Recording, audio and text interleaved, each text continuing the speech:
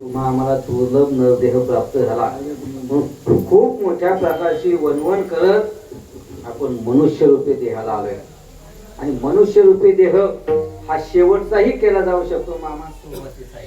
माऊलींचा स्पष्टपणे याला सापशिडीचा खेळ म्हणते. सापशिडीचा खेळ कसा असतो बा, दोन वस्तू प्रामुख्याने महत्वाचे, एक साप आणि शिडी.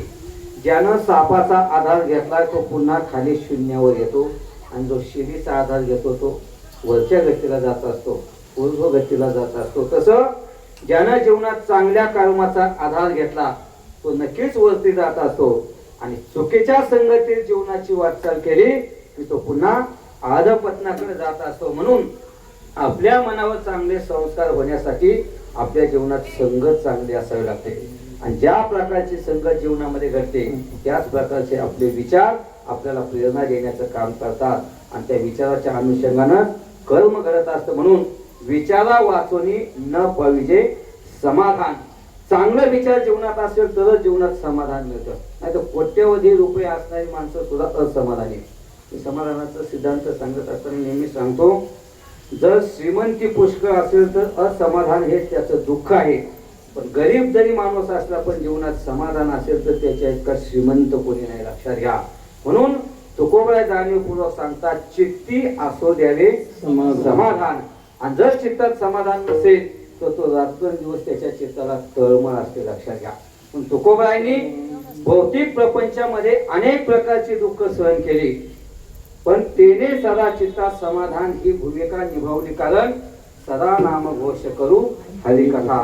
जगद्गुरु तुकोबरायांच्या काळात दुष्काळ पडला. दुष्काळातून बाहेर आल्यानंतर तर मामा पहिलं काम कोणतं केलं असेल तर आपल्या 8 पिढ्यांचं जे असणारं पूर्वीचं मंदिर ते बांधकाम सुरू केलं. आणि आपण सर तुमच्या माझ्यासारखी व्यावहारिक माणसं बोलू लागली, दुष्काळातून आताशी कुठं बाहेर आला, 4 रुपये जवळ आले, प्रपंचाची घडी नीटनेटकी करायची तर तुम्ही देवळाचं मंदिराचं काम सुरू केलं.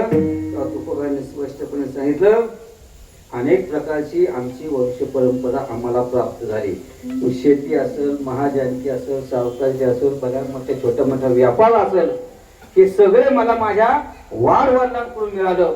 पण या सगळ्यात मोठी जबाबदारी किंवा सगळ्यात मोठी मिराशी जर मला कोणती मिळाली असेल तर माझ्या वडिलांची मिराशी का देवा हीच. आणि त्या अनुषंगानं बाकी काही होऊ, पांडुरंग परमात्म्याचं मंदिर देऊतला असेल, आळंदीतला असेल, पण पहा संतांनी संतांचा तो कळवळा जाणून त्या ठिकाणी भव्य दिव्य कार्य केलं.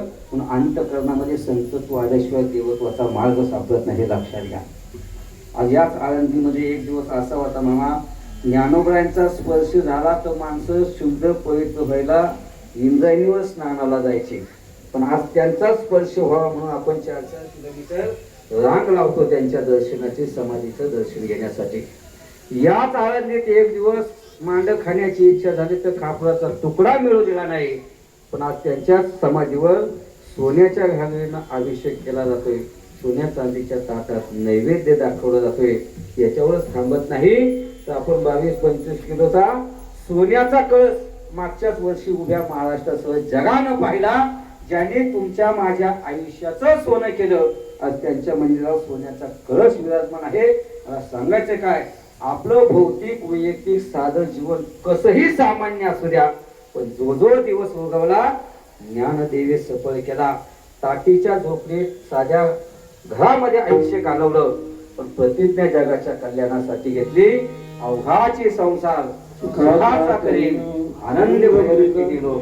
आणि नुसती प्रतिज्ञा घेतली नाही तर संत मुखातलं वाक्य, आजी संसार सुफळ झाला गे माय आणि देखील. म्हणजे जेव्हा आपले पाय किंबहुना भगवंताच्या पायाकडे वाटचाल करतात तेव्हा संसार सुखी होतो. सुंदर कथा आहे ते पहा पुराणामध्ये. तुमच्या माझ्यासारखे अनेक याचक मागणी मागण्यासाठी देवाकडे गेल्यानंतर कुणी ज्ञान, धन, सत्ता, संपत्ती सगळ्या गोष्टी मागितल्या आणि माऊलीने सांगितल्याप्रमाणे जो जे वांछील तो ते लावून सगळं वाटत असताना ज्ञान दिलं, धन दिलं, सत्ता, संपत्ती, सुंदरता सगळ्या गोष्टी वाटता वाटता देवाच्या हातातील एक वस्तू खाली पडली. देवानं पाय ठेवला. आई साहेबांनी विचारलं, देवा पायाखाली काय लपवता? किंवा भगवंतानं सांगितले, हे जे मी वाटतोय ना हे द्यायला मी उदार आहे. तोची एक दानेश्वर दाता. पण जे गोष्ट मी माझ्या पायाखाली ठेवली ना याचा कोणीही सर्वसामान्य माणूस अधिकारी नाही. सगळ्यांच्या मागण्या पूर्ण झाल्या, आनंदाने उड्या मारीत निघून गेले. ऐसा म्हणजे आता तरी दाखव पायाखाली काय. देवानं पायाखाली एक विलक्षण गोष्ट ठेवली होती, ती म्हणजे सुख. काय होतं देवाच्या पायाखाली? सुख होतं.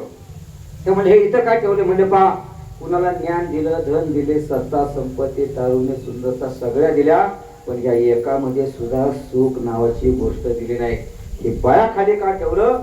जो कोणी निर्मळ अंतकरणानं शुद्ध चित्तानं माझ्याकडे धाव घेऊन मला साष्टांग दंडवत घालून शरणागती पत्करेल, जो माझ होय अनन्य शरण मनोनी शरण जावे, या न्यायानं जो मला शरण येईल त्यालाच माझ्या चरणाचं सुख प्राप्त होईल. आणि मग ते चरणाचं सुख तुम्हाला मला दाखवण्याचं काम संतांनी उपकाराच्या भूमिकेतून आणि सुखाला कर तळमा